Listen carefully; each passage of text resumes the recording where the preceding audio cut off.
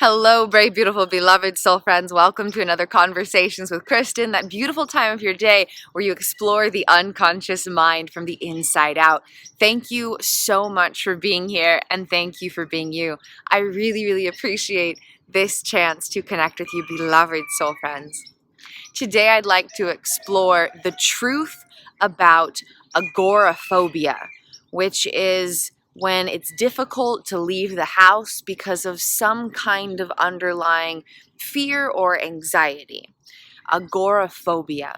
I want to express where this is coming from neurobiologically and where healing hope lies within these experiences. Thank you so much for joining me for Conversations with Kristin. I am Kristin Windsor. I am a consciousness consultant, and I am really looking forward to sharing this with you, beloved soul friends. Most of what I share is not stuff that you can find on Google, so thank you so much for taking time to connect with me today. So, neuroscience has discovered that a couple things about memory. And we're going to explore that and how it relates with agoraphobia. And then we'll explore what that means in terms of healing and what can be done in the pursuit of healing when agoraphobia is being experienced. So a couple important things to know. Neuroscience discovered firstly that memory has absolutely nothing to do with storing the past. Neurobiologically speaking, our memory systems could not care less about what's happened. That's not their purpose. That's not why they exist. And because that's not their purpose for existing, that is not how they store information. Neurobiologically, our memory systems don't look at something that's happened and say, that happened, past tense. Instead, memory systems exist to help us navigate through current moments and predict the potentials of future moments to come. And so memories, experiential elements that have occurred in past particulars, are not stored in a way that they are past. They're stored in a way that they help us navigate our now. So the majority of our memory systems are unconscious. Conscious memories, explicit memories, we might be able to distinguish that it's not an immediate sensation. But that's not the majority of our memory systems. That's a teeny tiny portion of our memory systems, like an infinitesimally small amount of the actual memories inside of our neurobiology. The majority of the memories stored inside the cells of our bodies are implicit memories or unconscious memories. And these include emotional memories and procedural memories. And so emotional memories just carry the raw sensations of experience. There's no context. There's no sense of linearity because they're implicit, they're unconscious, they don't exist with a conceptualization of time. Orientation in time and space does not exist for implicit memories. And then procedural memories are action patterns. They're types of muscle memory. Implicit procedural memories are types of muscle memory. When you instinctively know how to do something, how to recognize something, the ability to even articulate language comes from types of implicit procedural memories. The brain is automatically reaching back to get words to say. The way that we speak and write and things like that, all of that comes from implicit procedural memories. They're types of action patterns. They're types of automated protocols. They're types of procedures, instinctive action patterns, types of muscle memory. So the majority of our memory systems are implicit, unconscious. And the way that memory is structured, it has nothing to do with categorizing the past and everything to do with helping us navigate here and now in the immediate moment and the potential moments of what could occur. And so memory is automatically being activated in every moment of every day, projecting a potential unconsciously. And so the way that we move about our present moments, we feel like we're in the here and now. We feel like this is a new moment. We feel like we're completely present. We feel like this is, something that we're in the immediacy of. But really, the majority of how we're perceiving and moving through our moments are directly stemming from unconscious activations of implicit memories. Okay? So first, memory systems have nothing to do with categorizing the past. That's not their purpose for existing. And because of that, that's not how they store information. Because it's about navigating through now and the future, things are tied together through connectivity of associations. And so the well-being of our navigation in our now and the potentials of what is to come depend on the effective harmonious coupling or the healthy associations within individual pieces of memory data. We have an infinite number of pieces of memory data. We have 100 trillion neural networks in our brain alone, and more neural networks throughout our entire body. And each network has multiple pieces of information streaming through it. So it's literally an infinite number of pieces of memory data that are influencing the way that we perceive ourselves and perceive life and respond to current moments and project potentials of moments and understand our immediate reality and perceive potentials of unfolding reality. All of that is directly dependent on the well-being of memory data connectivity. And that's all occurring beyond awareness. It's affecting us in the now, but we don't know about it, basically. Okay, the second important thing to understand about memory systems is that in this process about how they don't care about the past and they're helping us navigate, 80% of moment by moment decision making, big and small, directly stems from implicit procedural memories. So you're up here in the front of your brain with what you consciously know about, but at most, at optimal health, 100%, everything's working super mega good, and your prefrontal cortex is lit up, and your frontal lobes are all super connected, and there's energy flowing, that at most, at best, at the top possibilities of these potentials, the front of your brain is only deciding 20% about what's happening. The rest of your moment-by-moment decision-making is coming from back here, a completely different part of your brain. And so up here, you don't know about what's going on back here, but what's back here is affecting 80% of moment-by-moment decision-making, big and small. From choosing what snack to eat, choosing your career path. Everything is coming, 80% of all the types of decisions we make are coming from unconscious activations of implicit procedural memories, especially those housed in our brainstem and upper thalamus. And that is citing Peter Levine, 2015. So, memory data doesn't care about the past, cares about the now and the potentials of unfolding nows. 80% of decision making stems from unconscious activation of implicit procedural memories. Let's get into agoraphobia now.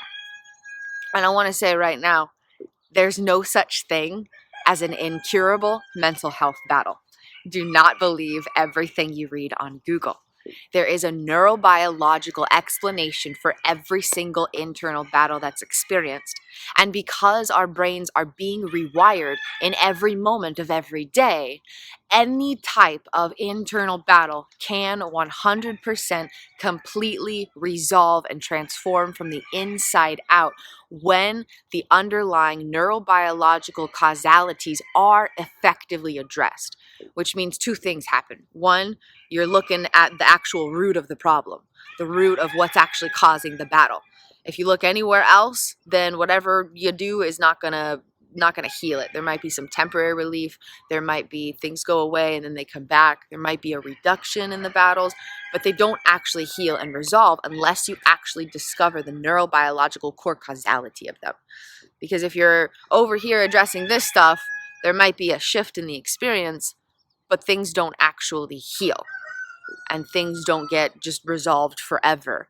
They keep kind of coming back because the problem's over here. The core of what's actually causing the stuff is over here.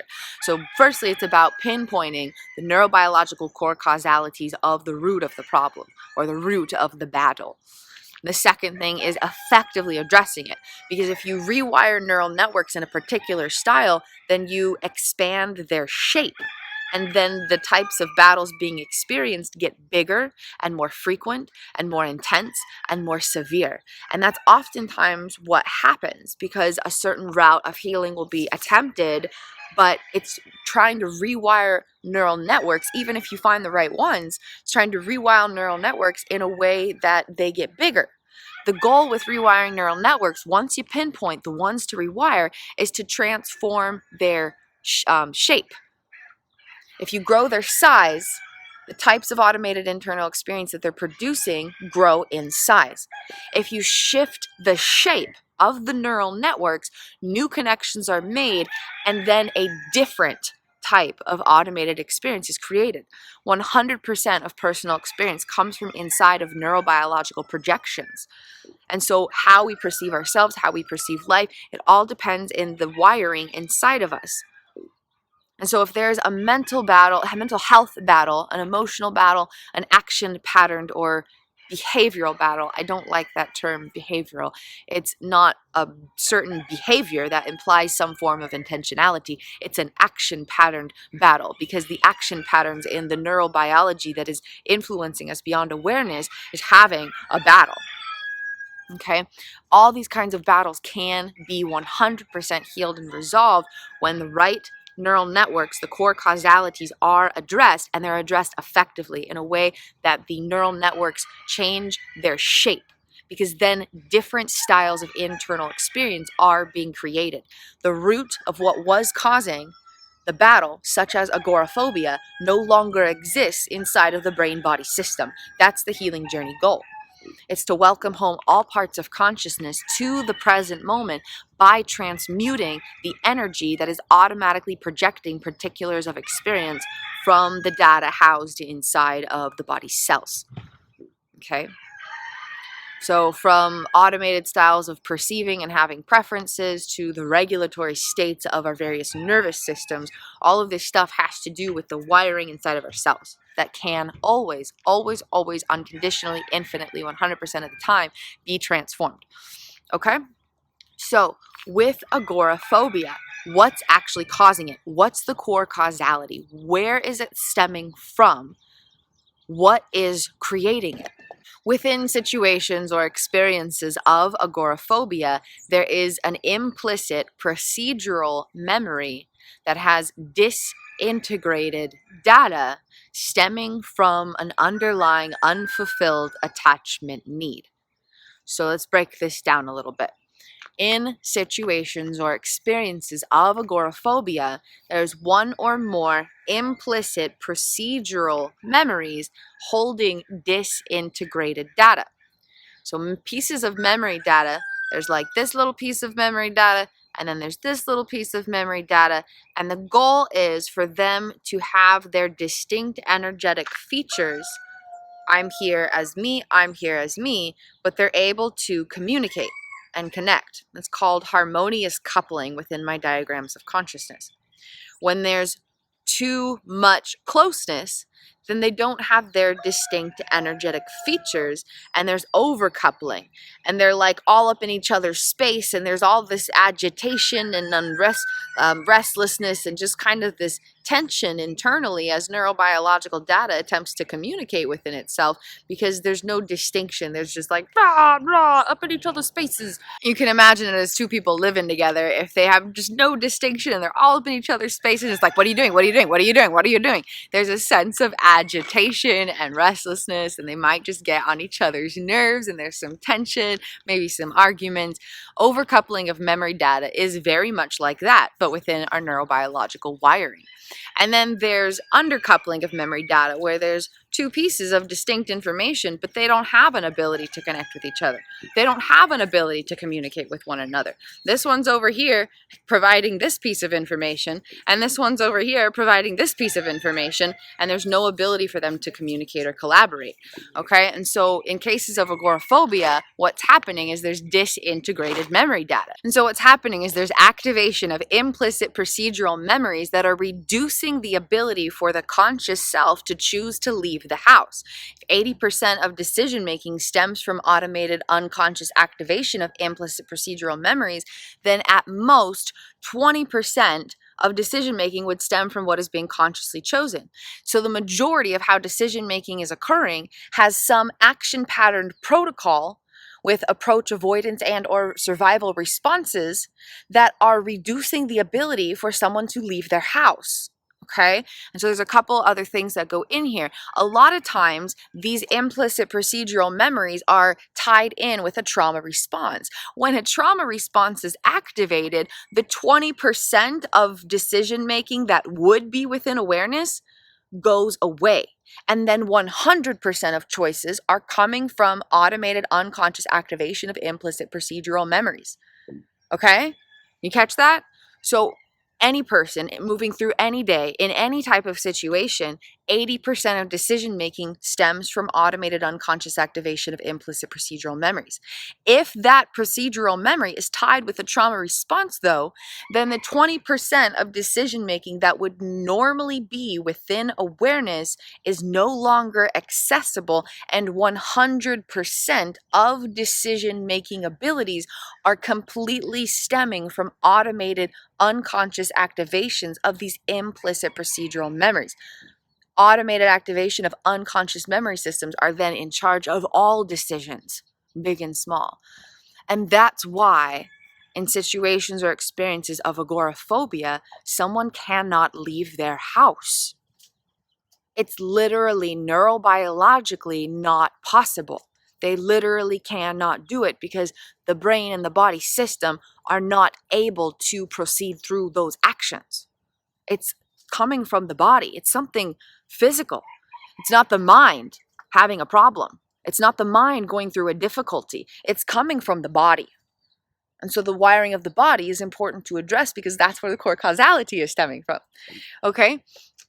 And so then the second piece of this is that implicit procedural memories, well, all memory systems, are filed away in accordance with attachment system data. The well-being of memory systems directly depends upon the well-being of attachment systems.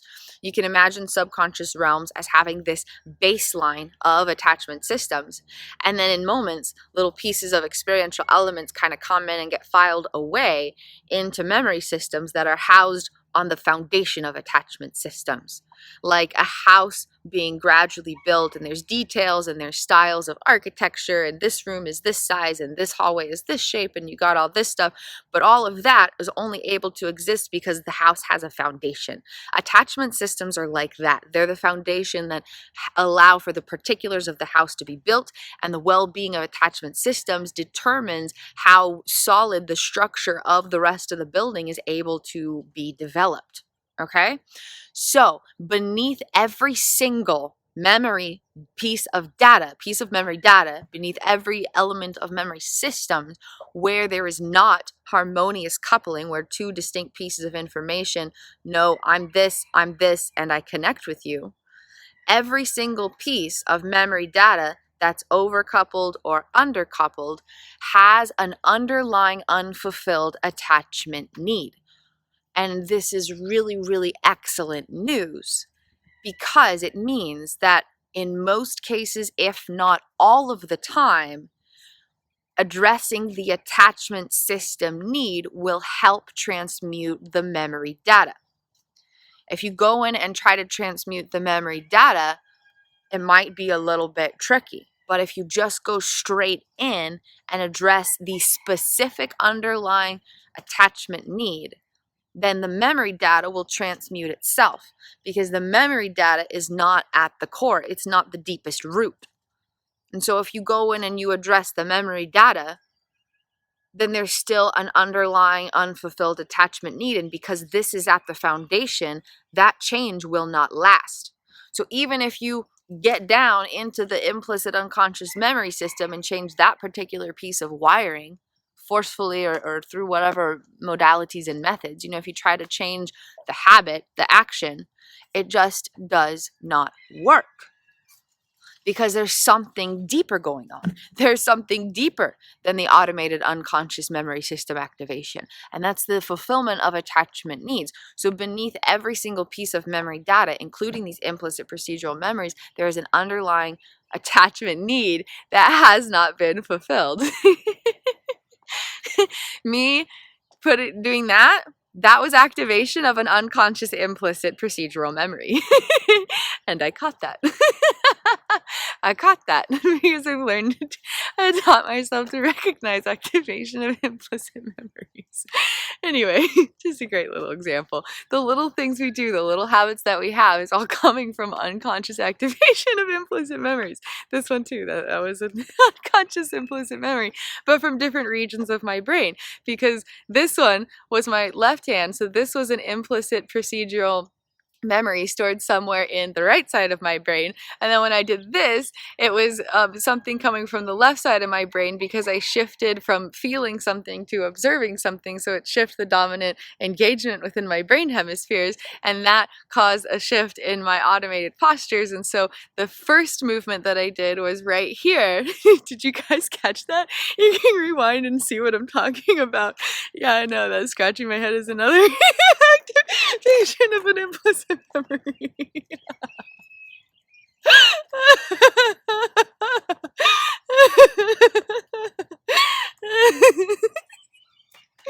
I love that I can recognize that.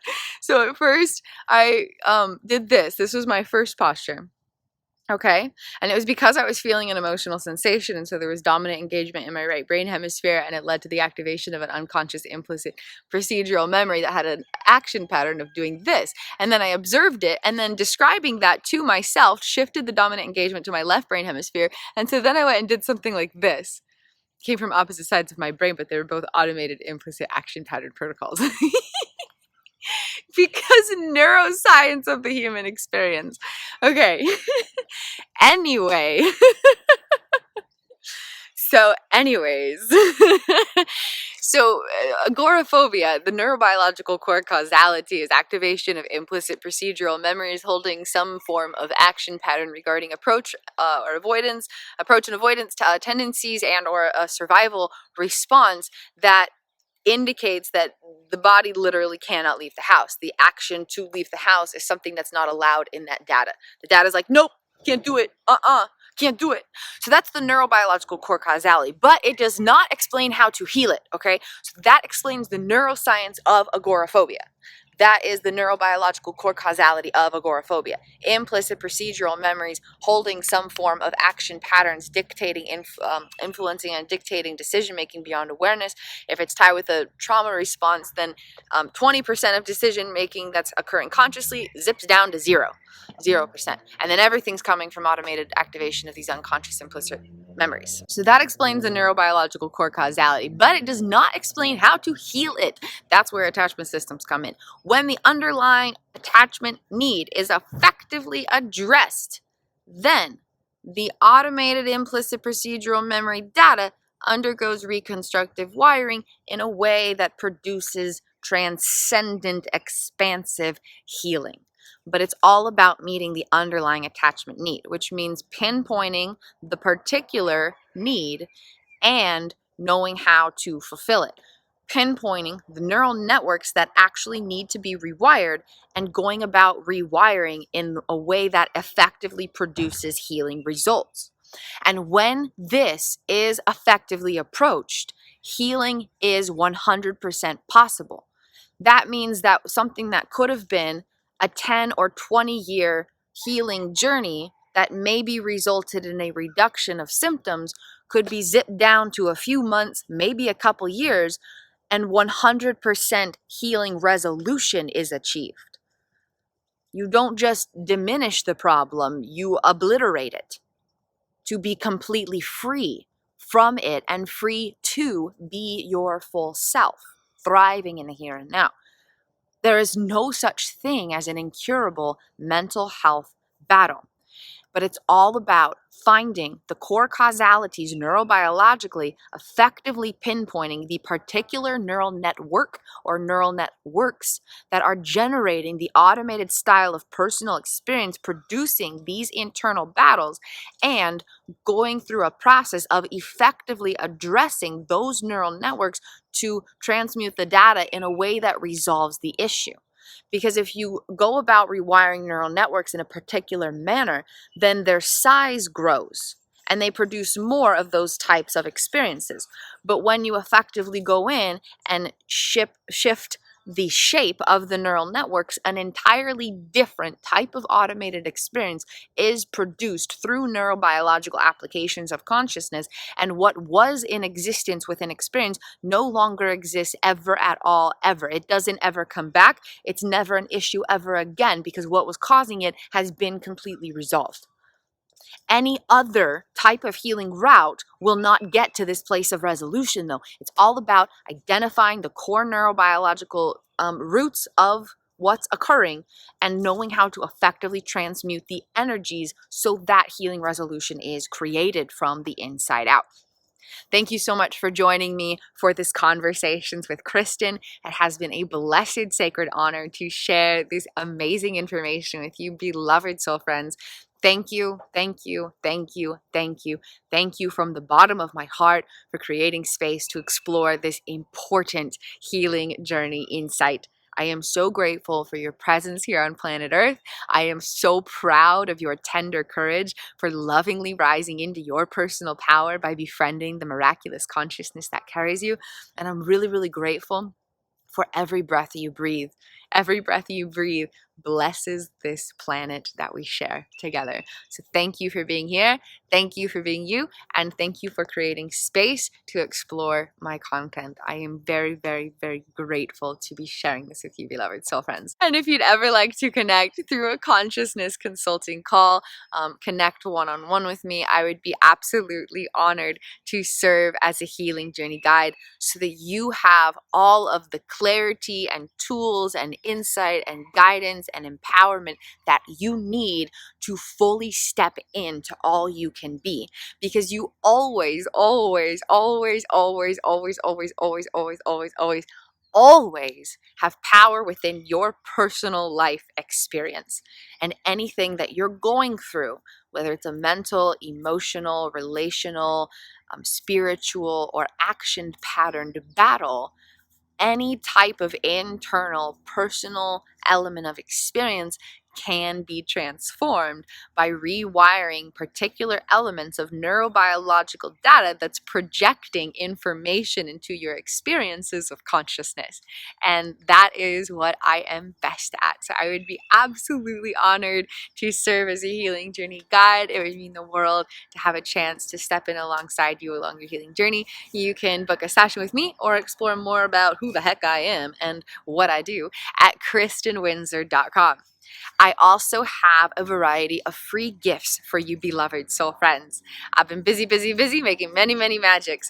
There's over a dozen free healing journey resources. Some of them are some pretty solid books, and they've got a lot of magic, some insights, some practices, some wall hangings, a lot of really amazing information, including information that I discovered through my case studies. Spent a couple years exploring some deep stuff and some neuroscientific case studies, and it explores how to recognize activation of unconscious memory systems. You can't find this information anywhere else in the world, so please feel free to grab it. It's a free gift. They're all free gifts from, with love from my heart to yours, because I want you to succeed. I want you to have all of the power to transform anything that's happening inside of your experience that doesn't feel good, because every part of you deserves loving liberation. I believe that happiness can be embodied, not just pursued. The pursuit of happiness is old news. It is now time for us to all rise into our power and embody happiness.